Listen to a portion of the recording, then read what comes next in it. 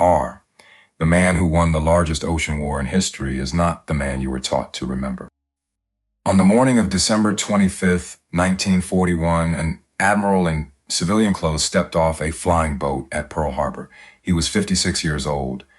He had never commanded a fleet in combat. 28 admirals in the United States Navy were senior to him. R. and the President of the United States had just handed him a fleet that was lying on the bottom of the harbor. His name was Chester Nimitz. And the reason your grandfather came home from the Pacific, the reason any American came home from the Pacific, begins with a decision this man made in the first week of January 1942 in a room the newspapers never photographed. This is the story they never told you. R. The launch cut through the harbor at first light. Its wake was black, not gray, not the color water should be at dawn, black, because the fuel from a dozen wrecked ships was still bleeding into the water 24 days after the attack, and no one had figured out how to stop it. Standing in the bow was a man in a white uniform, 56 years old, silver hair cropped close under his cap, blue eyes that missed nothing. He did not speak to the officers around him. He did not need to. The date was December 31st, 1941. Off to the port side, the superstructure of the USS Arizona broke the surface of the water at odd angles. Below it, her hull lay on the bottom of the harbor. 40 feet down, 1,177 men were still inside her. They would remain there. The Navy had already decided she would be their grave. The Oklahoma lay on her side. R. She would stay that way for another 16 months before engineers could figure out how to roll her upright. The California had settled into the mud of the harbor floor. The West Virginia beside her. The Nevada, the only battleship that had managed to get underway during the attack, sat aground at Hospital Point, deliberately beached to keep her hull from blocking the channel. 2,403 men had died on the morning of December 7th. Another 1,178 had been wounded. The launch passed within 100 yards of what had once been Battleship Row. The man in the bow looked at the wreckage. He did not turn his head away. He looked for a long time. Then the launch reached the submarine base, and he stepped onto the deck of a submarine called the USS Grayling, and in a ceremony that took less than 10 minutes, without music, without press, without a single photograph that would ever appear in a newspaper, Chester William Nimitz became Commander-in-Chief of the United States Pacific Fleet. There was no battleship left afloat to hold the ceremony on. That was the point. R. 2 weeks earlier in the White House, Franklin Roosevelt had been trying to fill a chair that no one in Washington wanted to sit in. The president was 59 years old. Polio had taken his legs 20 years before. He conducted the war from a wheelchair. He did not allow photographers to show. The chair was in his study. The maps were on the walls, and the maps that December all showed the same thing. The Pacific Fleet was gone. R. Not entirely gone. 3 aircraft carriers had been at sea when the Japanese arrived over Pearl Harbor. A handful of cruisers survived. The submarine force was intact, but the battle line, the 8 battleships that had defined American naval power for a generation, was on the bottom of the harbor or crawling toward dry docks that could not repair them for months. The public wanted a scapegoat. They got one. Admiral Husband E. Kimmel, the man who had commanded the Pacific Fleet on the morning of December 7th, was relieved of duty on December 17th. He was reduced from a 4-star admiral, his temporary wartime rank, to his permanent rank of rear admiral. 2 stars. He would spend the rest of his life trying to clear his name. His replacement had to be chosen fast. Frank Knox, the 67-year-old Secretary of the Navy, had flown to Pearl Harbor on December 11th to assess the damage himself. He had walked the docks. He had counted the bodies. When he flew back to Washington on the 14th, he told Roosevelt what he had seen in words the president never wrote down. Then Knox said something else. He said the fleet needed a commander who could rebuild it from nothing. Not a hero, not a headline. Someone who could take a building full of shaken officers and make them believe the war was not already over. Roosevelt asked who. Knox gave him a name. The name was not obvious. Ernest J. King was 63 years old and famously difficult. His own daughter would later say that her father was the most even-tempered man in the Navy. He was always in a rage. R. On December 20th, 3 days after Kimmel was relieved, Roosevelt appointed King to a new position, Commander-in-Chief, United States Fleet. Later, it was the top of the entire Navy. King had not been passed over for Pearl Harbor. He had been placed above it. Vice Admiral William Pye had taken temporary command in Hawaii after Kimmel's relief. R. Within days, Pye had ordered the recall of a task force sent to relieve the besieged American garrison on Wake Island. The Marines on Wake surrendered on December 23rd. Pye had made a defensible decision. It ended his chances of permanent command. Admiral Thomas Hart was commanding the Asiatic Fleet in the Philippines, and the Philippines were collapsing around him. That left a rear admiral in Washington who ran the Bureau of Navigation. He was in charge of personnel. He assigned officers to ships. He was 56 years old. He had never commanded a fleet in combat. He was not on the short list of anyone but Frank Knox. His name was Chester Nimitz. Roosevelt looked at Knox and said the sentence that would appear in every biography written about the man for the next 80 years. Tell Nimitz to get the hell out to Pearl Harbor and stay there till the war is won. Chester Nimitz was not sure he wanted the job. He went home that night to the small house in Washington where he lived with his wife, Catherine. He was born in Fredericksburg, Texas, on February 24th, 1885. His grandfather had been a German merchant sailor who came to America and built a hotel in the shape of a ship. Chester had graduated from the Naval Academy in 1905, seventh in his class of 114. He had spent 36 years in the Navy without a single moment of fame. In 1908, as a young lieutenant, he had run the destroyer USS Decatur aground in a harbor in the Philippines. He had been court-martialed. The verdict was a letter of reprimand, the lightest possible punishment, because his record before the accident had been excellent. Most officers after a court-martial faded quietly toward retirement. Nimitz did not fade. In 1909, he took command of his first submarine. In 1913, he testified before Congress on the future of diesel engines. Sitting on the committee that day was the young Assistant Secretary of the Navy, Franklin Delano Roosevelt. That was the first time they met. 28 years later, when Roosevelt told Knox to send Nimitz Pearl, he was not choosing a stranger. He was choosing a man he had watched quietly and from a distance for almost 3 decades. Catherine was waiting for him when he got home.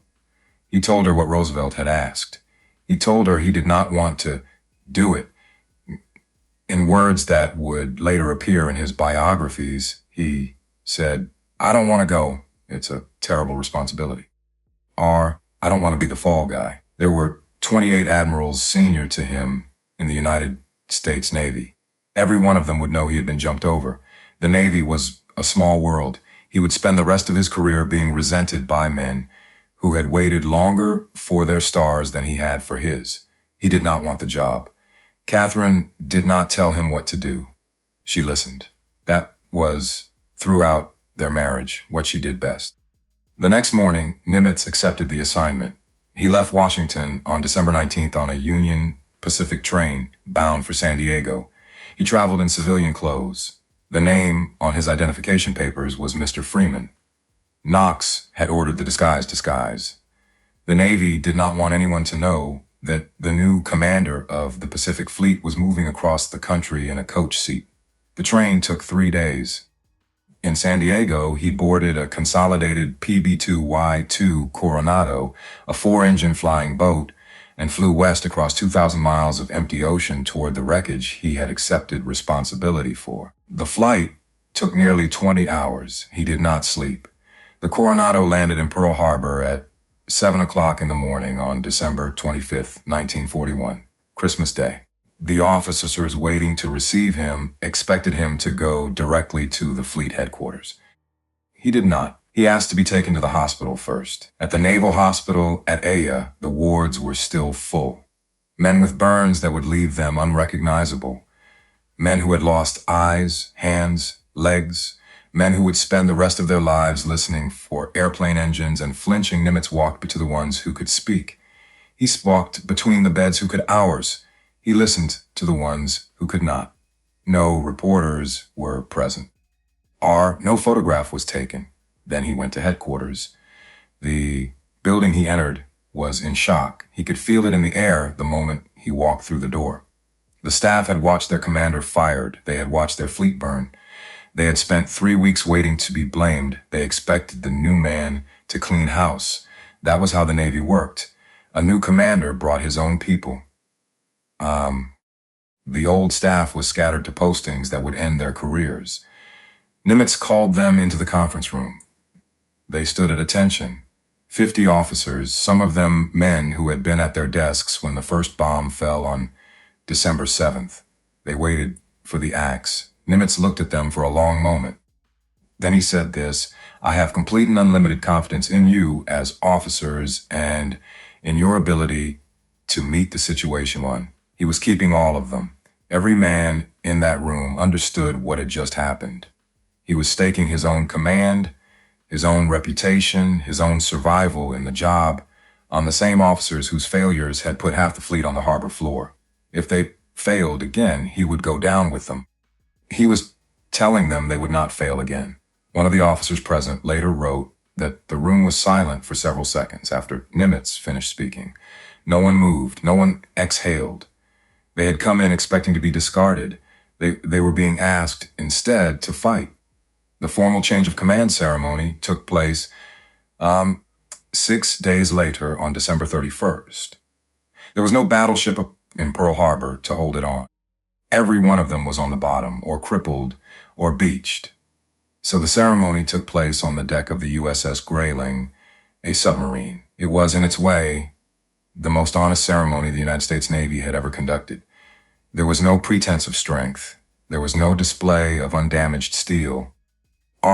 There was a submarine, a small crowd of officers, a short reading of orders, and a rear admiral becoming a full admiral in a war his country was losing. The photograph that exists of the ceremony shows perhaps 24 men. No band, no cheering. The oil in the harbor behind them is still visible in the frame. Chester Nimitz took command of what was left of the Pacific Fleet at 10:35 in the morning. He said very little. Then he went back to work. At 5:52 in the evening on December 7th, 1941, 6 hours after the first Japanese bomb fell on Pearl Harbor, while fires were still burning across the harbor and the last of the wounded were being pulled from the water, a message went out from the Chief of Naval Operations in Washington to every American submarine in the Pacific. The message was 8 words long: execute unrestricted air and submarine warfare against Japan.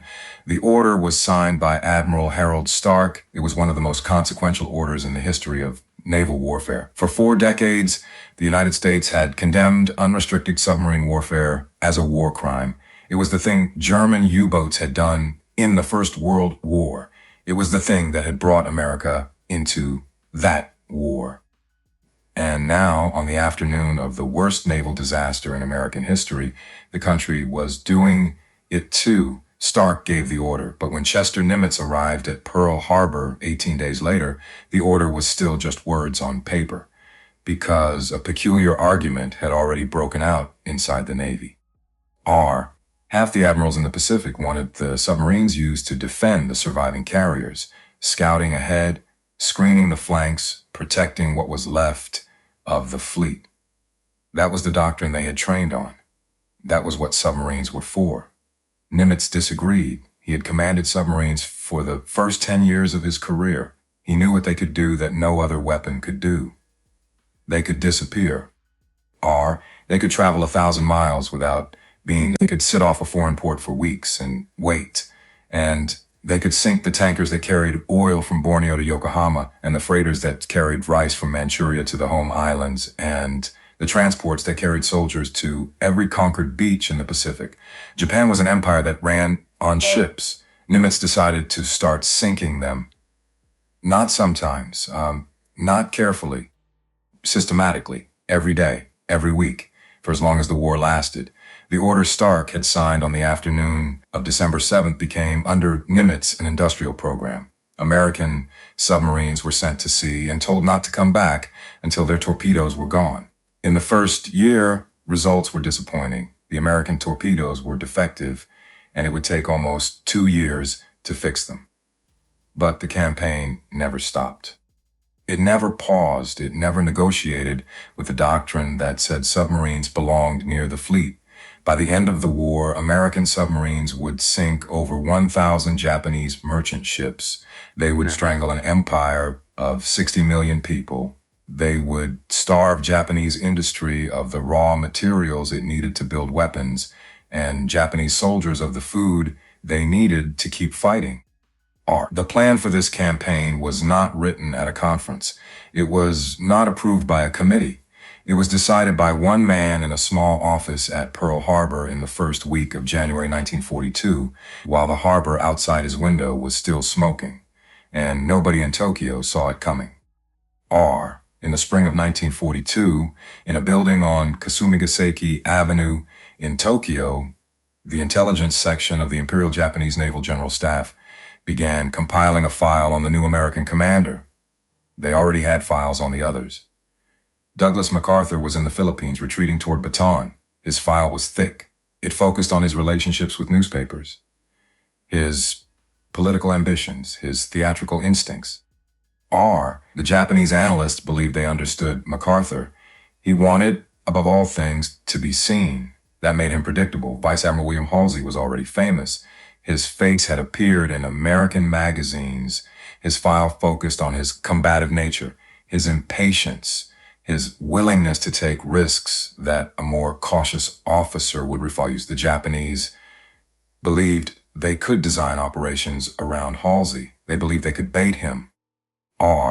They would prove this repeatedly over the next 3 years, sometimes correctly, sometimes catastrophically.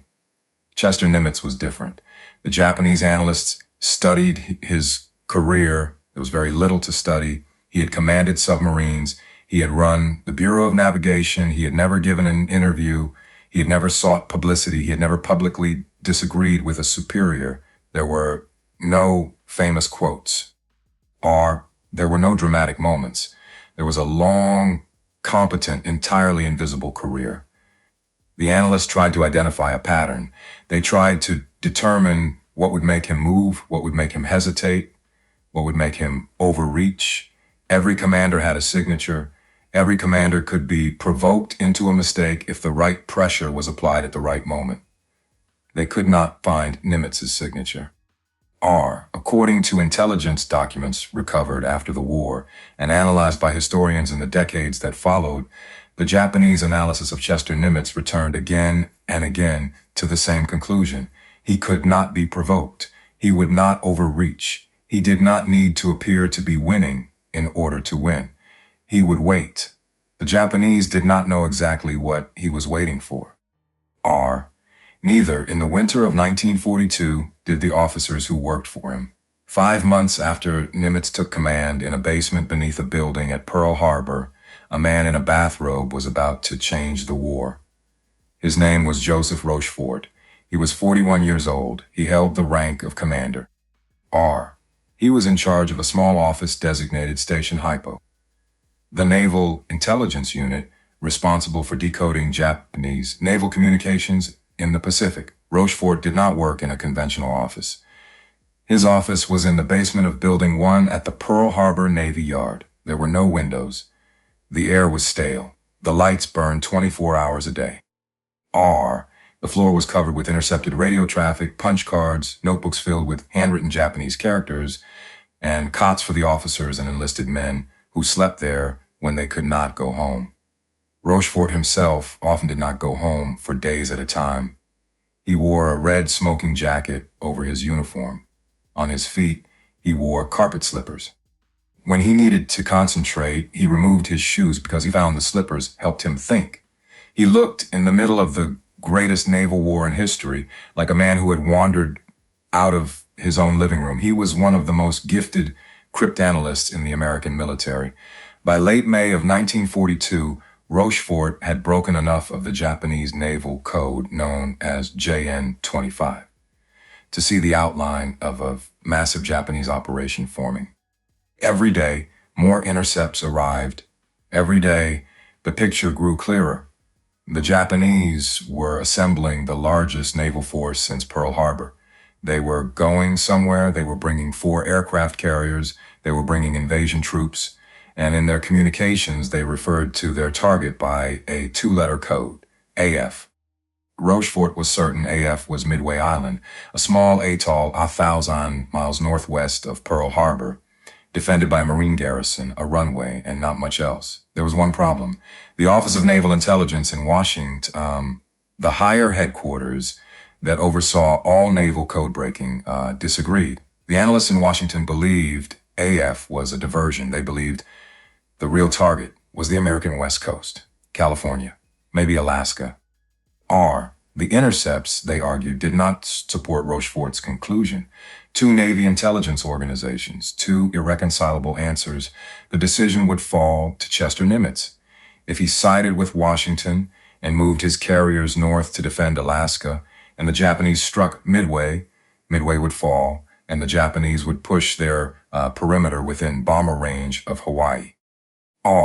If he sided with Rochefort and moved his carriers to Midway, and the Japanese struck California, American cities might burn while the Pacific Fleet was 1,500 miles away from the fight. He had 3 carriers, the Enterprise, the Hornet, and the Yorktown, which had limped back from the Coral Sea with a bomb-damaged flight deck and structural cracks that the yard estimated would take 3 months to repair. 3 months.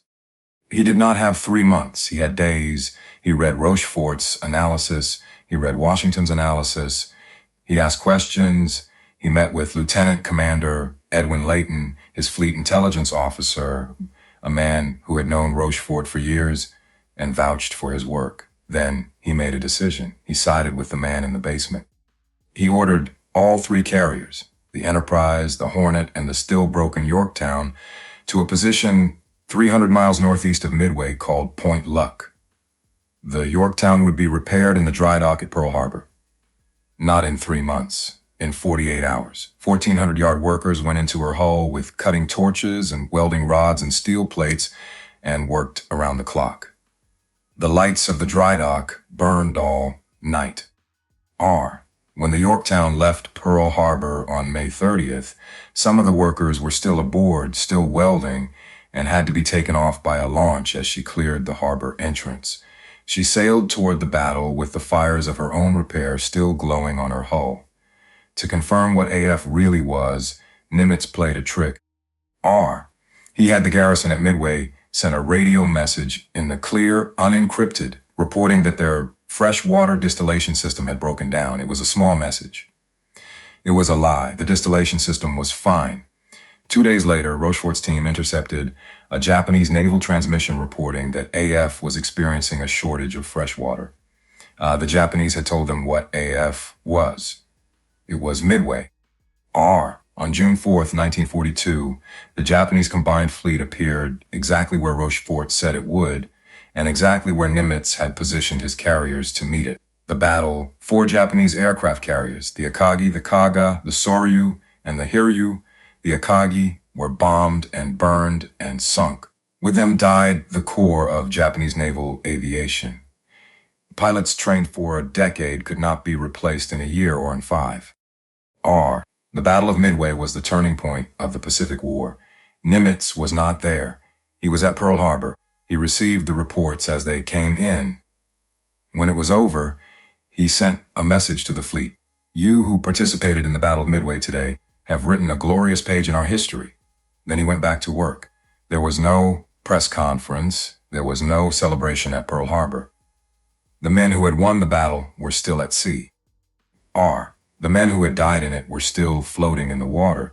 The Yorktown, hit by 2 waves of Japanese attacks, would sink 4 days later. Nimitz did not celebrate. He was already looking at the next map. The next map was a small island in the Solomons that most Americans had never heard of. It was called Guadalcanal. 8,000 United States Marines went ashore on Guadalcanal on August 7th, 1942. They took a half-finished airstrip in the first 2 days. They named it Henderson Field after a Marine pilot killed at Midway. Then the Navy dropped them on the night of August 9th at a place called Savo Island in the sea passages around Guadalcanal. A Japanese cruiser force ambushed the Allied ships, covering the Marine landings in the darkness. In less than an hour, 4 Allied heavy cruisers were sunk. The Astoria, the Quincy, the Vincennes, the Australian ship HMAS Canberra. Over 1,000 men went into the water. Many did not come out. The next morning, the American transport ships, still full of supplies, still full of ammunition, still full of food the Marines were going to need, weighed anchor and left. They sailed away from the island. They did not come back for 6 weeks. The Marines on Guadalcanal were alone. They were surrounded by ocean. Above them, Japanese aircraft. Around them, Japanese destroyers running down what the Marines came to call the Tokyo Express. Supply convoys that arrived every night so reliably you could set your watch by them. Each morning there were more Japanese soldiers on the island than the morning before. Each week the American perimeter grew a little smaller. The Marines ate 2 meals a day when they were lucky. Malaria reached every unit. Men lost 40 pounds in 6 weeks. Men shook so badly with fever they could not hold a rifle. Japanese battleships came down the slot at night and shelled Henderson Field with 14-inch guns, shells the size of small automobiles that shook the ground so hard men bled from their ears. The commander of the South Pacific area, the man responsible for saving them, was Vice Admiral Robert Gormley. Gormley was 58 years old. He was a capable officer. He was also, in the autumn of 1942, in serious trouble. A dental infection had spread. He was in constant pain. He commanded his forces from a transport ship anchored at Noumea, New Caledonia, 600 miles from Guadalcanal. He had never visited the island. His messages to Pearl Harbor grew darker as September became October. His assessment of the situation grew more hopeless. In one dispatch, he described the American position as critical beyond hope. He recommended that Washington reconsider whether Guadalcanal could be held at all. At Pearl Harbor, Chester Nimitz read the dispatches. He did not respond by radio. He got on a plane. On September 28, 1942, he flew to Noumea. He walked aboard Gormley's flagship, the USS Argonne. He sat in Gormley's cabin for an entire day. He read every dispatch. He asked questions in a voice so quiet that officers standing outside the cabin could not hear the words. He did not raise his voice. He did not accuse anyone of anything. He looked at Gormley across the desk, at a man he had known for 30 years, a friend, an academy classmate, and he saw a man who was too sick and too tired to keep fighting the war he had been given. Nimitz flew back to Pearl Harbor. He made 2 decisions on the flight. The first was that Gormley would be replaced. The second was that Guadalcanal would not be abandoned. He chose William Halsey. Halsey was not the safest choice. He was not the most careful choice. He was known for aggression and for a temper that could burn through a room. But Nimitz did not need careful. Nimitz needed a man who would fight with what he had, and Halsey would fight with a hammer if that was all you gave him. The orders were sent by messenger to Noumea. Halsey opened the envelope on October 18th. He read the orders twice. Then he looked up and said aloud, to no one in particular, Jesus Christ and General Jackson, this is the hottest potato they ever handed me. He took command that afternoon. The men on Guadalcanal did not know yet. It would take another 3 weeks before they felt the difference.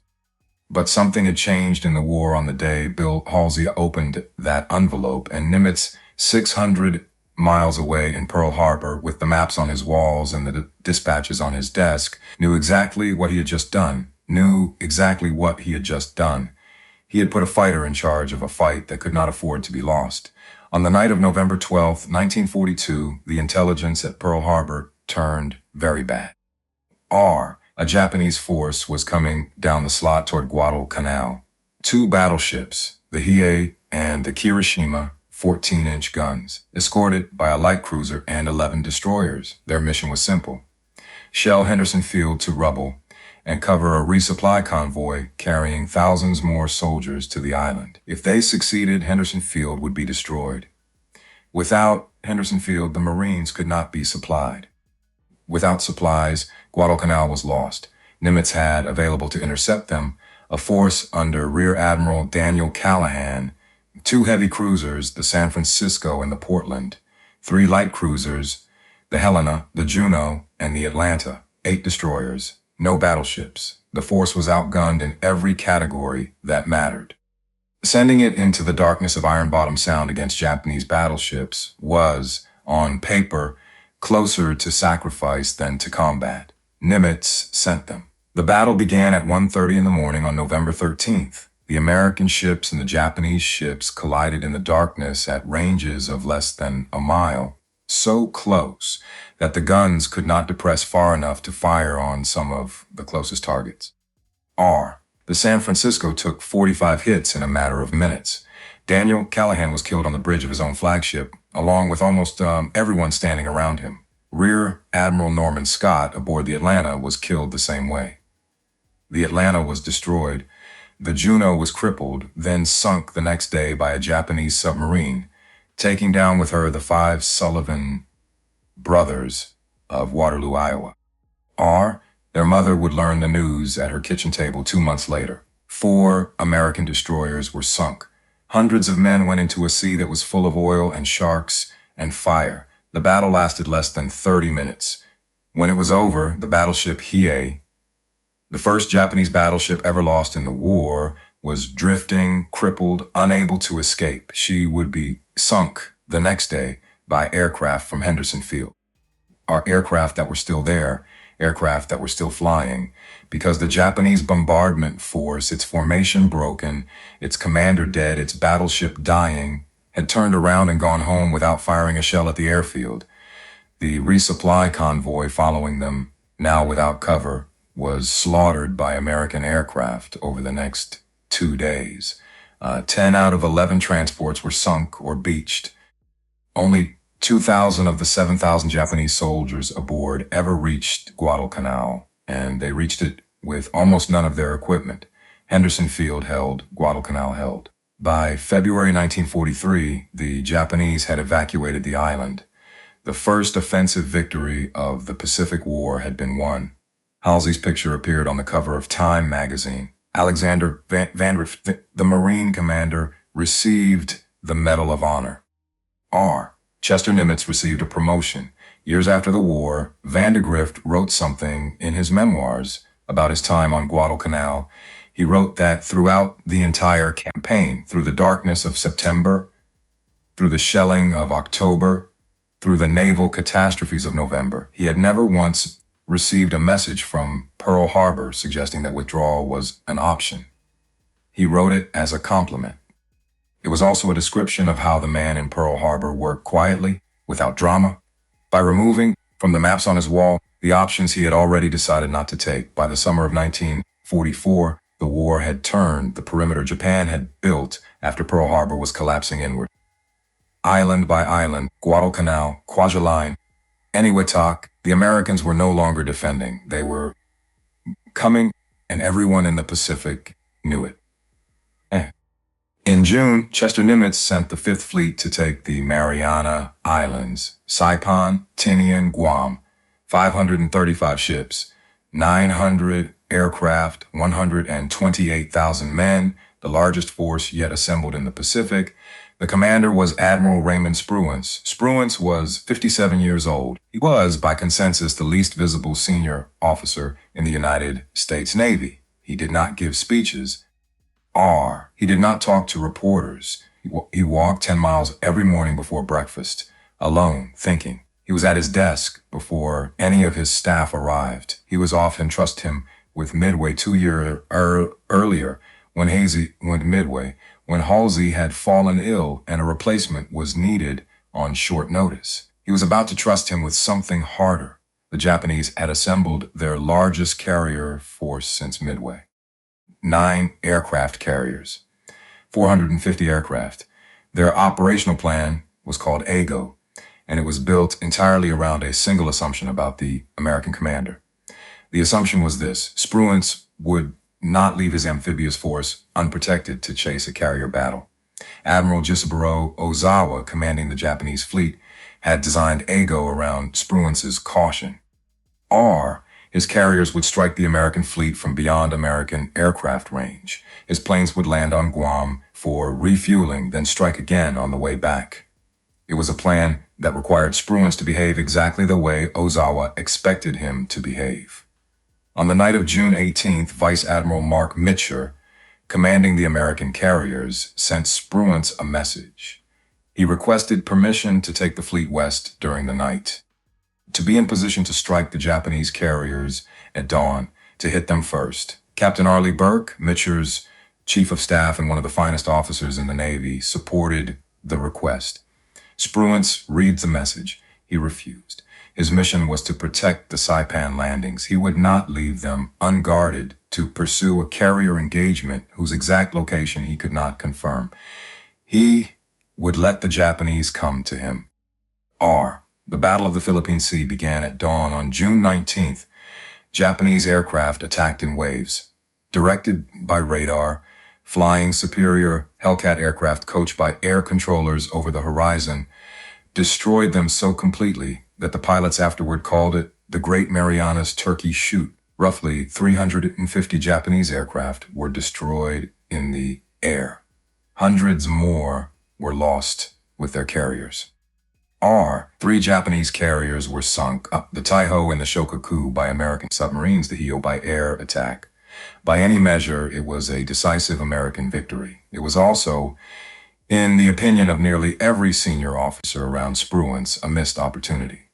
Mitcher was furious. Arleigh Burke later called Spruance's refusal to advance the worst mistake of the war. Vice Admiral John Towers, the deputy commander of the Pacific Fleet, wrote a formal letter to Chester Nimitz demanding that Spruance be relieved of command. The letter was detailed. It had the support of most of naval aviation. Nimitz read it. He did not respond. A month later, when Admiral King visited Saipan, he pulled Spruance aside. What he said was later confirmed by multiple witnesses. Spruance, you did a damn fine job there. No matter what other people tell you, your decision was correct. Towers never received an answer to his letter. Spruance himself, years after the war, wrote to the historian Samuel Eliot Morison with a confession most admirals never make in writing. I think that going out after the Japanese and knocking their carriers out would have been much better and more satisfactory than waiting for them to attack us. But we were at the start of a very important amphibious operation, and we could not afford to gamble. He had doubted himself. The man who defended him had not doubted him at all. And in Tokyo, the naval analyst studying the aftermath noticed something the American officers arguing about Spruance had missed. Ozawa's plan had been built on a correct reading of Spruance's character. He had been right about the man. The plan had failed anyway, because behind Spruance, quietly, was another man whose character they had never been able to read. 4 months later, in October 1944, the American fleet went back to the Philippines. The largest naval battle in history was about to begin. It would be called the Battle of Leyte Gulf. It would be fought across an area larger than the state of Texas. It would involve more ships than any battle before or since. And Chester Nimitz was about to find out what happens when you send the aggressive man to do the careful man's job. William Halsey commanded the 3rd Fleet at Leyte. Ozawa, the same Ozawa who had lost the Philippine Sea, had 1 carrier force left. It was almost empty. His 4 remaining carriers carried barely 100 aircraft between them. They were not a fighting force. They were bait. His orders were to draw Halsey north, to pull him away from the beaches, and to leave the invasion force at Leyte exposed. On October 25th, Ozawa succeeded. Halsey took the bait. He took every ship he had. He took Task Force 34, his battleships, north with him. He left the San Bernardino Strait completely unguarded. Through that strait, in the darkness, came a Japanese battleship force under Admiral Takeo Kurita. 4 battleships, including the Yamato, the largest battleship ever built with 18-inch guns.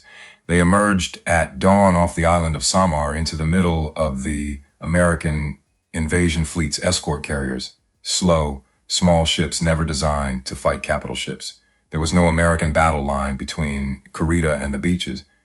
At 10 o'clock in the morning, in Pearl Harbor, Chester Nimitz sent a radio message to William Halsey. It contained a question. It contained padding, random words added to the beginning, and naval cryptographic protocol to confuse anyone trying to break the code. Halsey's radio operators were supposed to strip the padding off before showing the message to their commander. They forgot. The message that reached Halsey read, "Turkey trots to water. Where is Task Force 34? The world wonders." The words "Turkey trots to water" were padding. The words "the world wonders" were also padding. But Halsey did not know that. He read it as a taunt. He read it as Nimitz personally shaming him in front of the world. He threw his hat on the floor of his flag bridge. He cried for several minutes. An hour later, he turned his ships around and headed south. He was too late to catch a Kurita. But the small force of American escort carriers off Samar, defended by nothing but destroyers and their own aircraft, had already done something extraordinary. They had charged Kurita's battleships in the smoke. They had launched every plane they had. 2 destroyers, the Johnston and the Hull, had turned and attacked battleships with 5-inch guns and torpedoes, and they had been stunk with almost every man aboard. But Kurita, seeing the ferocity of the resistance, believing he was facing a much larger force, turned around and retreated. The beaches were saved. And Chester Nimitz, when the reports came in, when the world found out what had happened, when the newspapers demanded that Halsey be relieved of command, Chester Nimitz did nothing. He did not discipline Halsey. He did not remove him. He did not even publicly criticize him. Because Halsey had done exactly what an aggressive commander does when offered aggressive bait, and Nimitz had chosen an aggressive commander for the job. The failure at Leyte was not Halsey's alone. It was, in some measure, the natural consequence of the decision Nimitz had made when he handed Halsey the fleet. He had chosen the man. He would live with the man's mistakes. That was, in the end, what command meant. By the winter of 1945, the war in the Pacific was no longer a question of whether Japan would lose.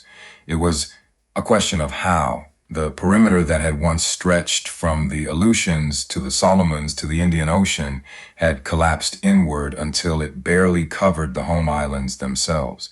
Japanese cities were burning. Japanese pilots were flying one-way missions. Japanese soldiers were fighting to the last man on islands nobody in Tokyo had ever expected to defend. But the war was not over. It would still take 6 months, and those 6 months would produce some of the most difficult decisions Chester Nimitz would ever make.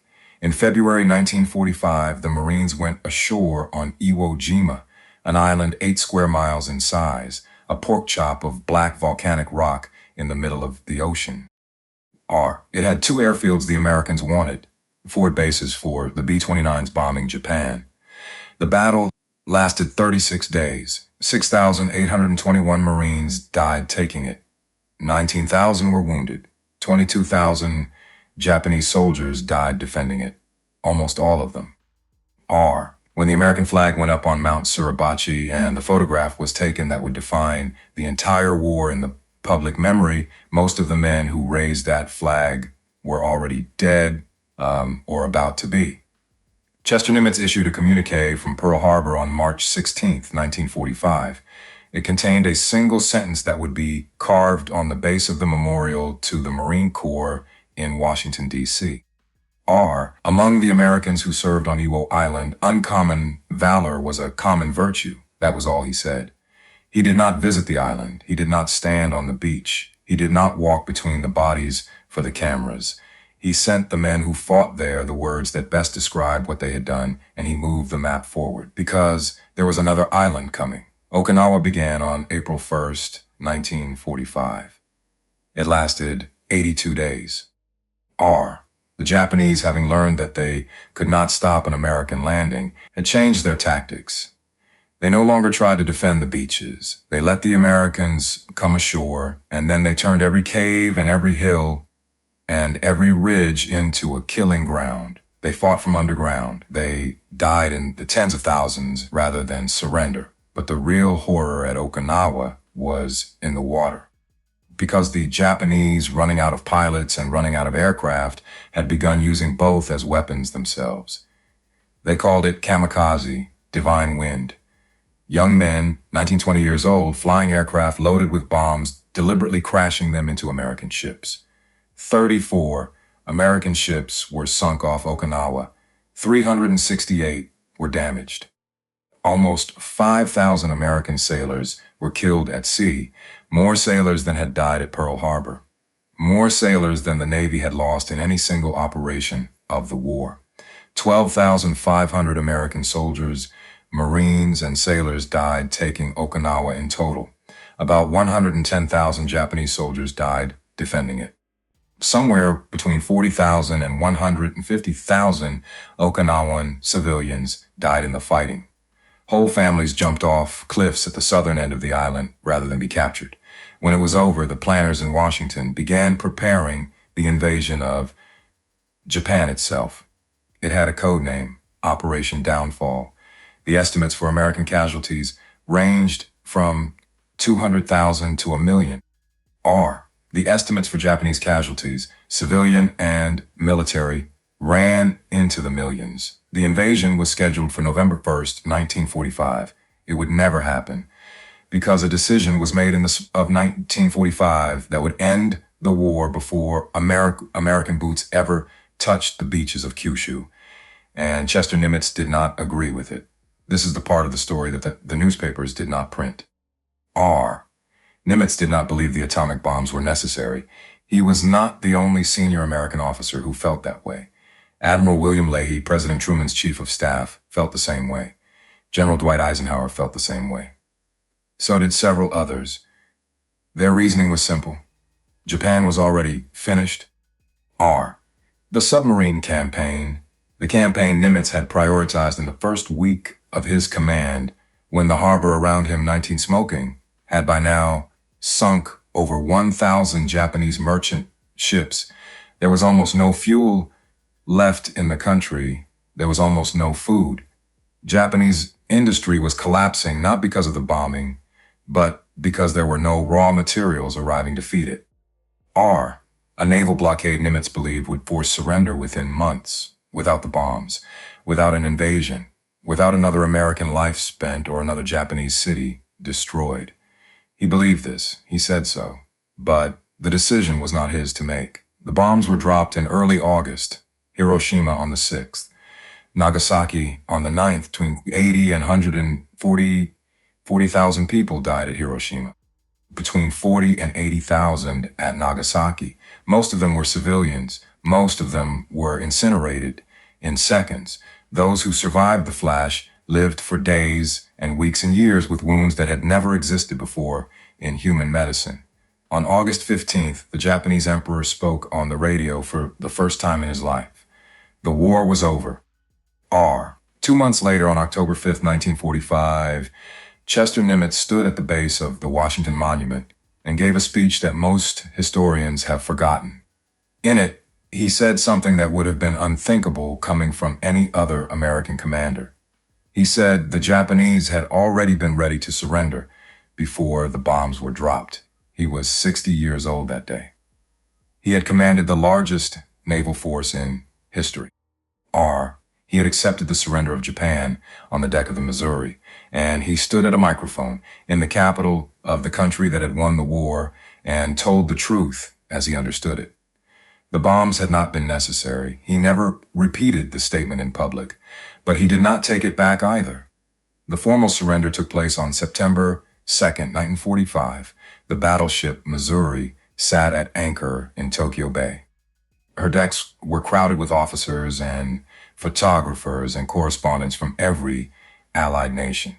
On the surrender deck, a mess table had been bolted down. On the table lay 2 copies of the instrument of surrender. General Douglas MacArthur stood at the microphone. He spoke for 4 minutes. He spoke about the meaning of the moment. He spoke about civilization and freedom and the generations that would follow. R, he spoke, as he always spoke, with the rhythm and the certainty of a man who understood exactly how his words would sound in the newsreels. Then the Japanese delegation stepped forward. Mamoru Shigemitsu, the foreign minister, signed first. He removed his top hat. He leaned on his cane. He had lost his left leg 13 years earlier to an assassin's bomb in Shanghai. He limped to the table. He signed slowly because his hand shook and because it was the hardest thing he had ever done. Then the Japanese generals, then the admirals. Then MacArthur signed. He used 5 pens. He set each one aside deliberately so that each could later be presented to someone he wished to honor. One went to General Jonathan Wainwright, the man MacArthur had left behind in the Philippines in 1942, who had spent 3.5 years in a Japanese prison camp and who stood on the deck of the Missouri that morning, still visibly thin from starvation. Then Chester Nimitz stepped to the table. He signed with a single pen. He stepped back. He did not speak. He did not gesture toward the cameras. R, he did not make eye contact with the photographers. He signed for the United States of America so the next signatory could take his place. A correspondent standing on the deck that morning later wrote that Nimitz signed and withdrew so quickly it was almost easy to miss that he had been there at all. That was, in nearly every way that mattered, the story of his war. He flew back to Pearl Harbor a few days later. There was one more task to complete before his command formally ended. He sat down at his desk and wrote his final report on the war in the Pacific. The report ran to several hundred pages. In it, he assessed every major campaign from December 1941 through August 1945. He named the officers whose decisions he believed had been correct. He named the operations that had succeeded and explained why. He described the failures. R, when he described the failures, he did not name the individuals responsible for them. He submitted the report to the Navy Department. It received no press coverage. There is a photograph taken sometime in late 1945, after all the ceremonies were done, that shows Chester Nimitz sitting at a desk at his headquarters at Pearl Harbor. He is wearing his uniform. He is reading a document. The desk in front of him is covered in papers. R, he is not looking at the camera.